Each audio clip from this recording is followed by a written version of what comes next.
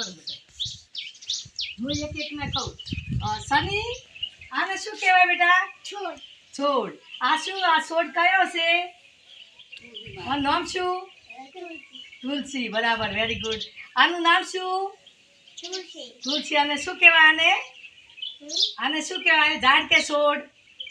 આને શું કહેવાય? હે? છોડ કહેવાય. શું કહેવાય? છોડ. પછી આ લીમડો. લીમડાને શું કહેવાય? સની આને શું કહેવાય? ઝાડ. અને ઝાડ કહેવાય. આ શું આપે આપણને? છોડ. છોયડો આપે. શું આપે? છોડ. છોયડો. ઉનાળાના દિવસ હોય ત્યારે આપણે હોય ત્યારે ન ને એટલે મને ઝાડ કહેવાય. હા. અને આ લેબુડીને પણ ઝાડ કહેવાય. શું કહેવાય?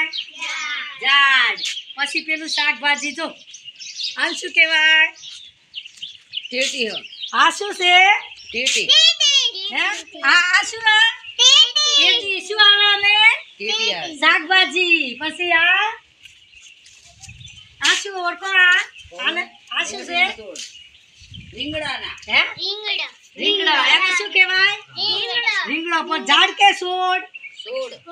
છોડ કહેવાય. શું કહેવાય? છોડ. પછી આ મરચું. મરચાં શું કહેવાય?